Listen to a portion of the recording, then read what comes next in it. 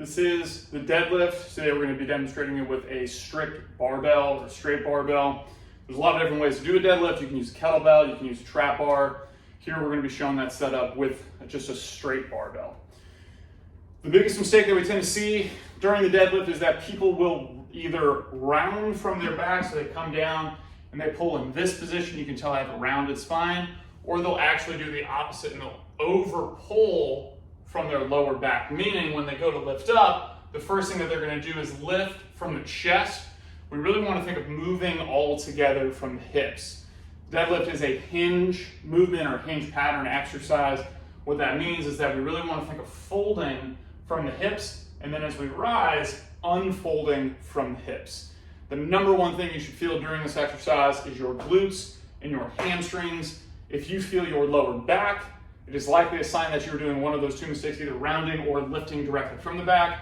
And if you feel the front of your thighs, it's almost certainly that you are coming directly up and down as opposed to thinking of pushing your hips back. One of the things that we like to describe about the deadlift, that I like to say, is it's a escalator movement, meaning you are going forward and backward. Whereas when we do a squat, it's more of an elevator movement, meaning you're coming directly up and down. So we'll show you set up for this exercise. I like reaching my hands forwards as I come down. That helps me get those hips back. And then from here, you really want to make sure your hands are even. And then you're going to try and pull, shooting the hips forward each time. We'll show you again. So coming down, push those hips back. And then from here, push those hips forwards. And again, reaching those hips back behind you.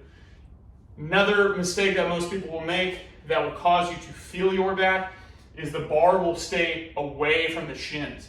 You want what we call a directly vertical bar path. So if you're looking at the barbell during this movement and you rewind, you should see that it comes directly up and down. If it moves forward in front of you, it's going to put significantly more load on your lower back, which is obviously not the goal of this exercise.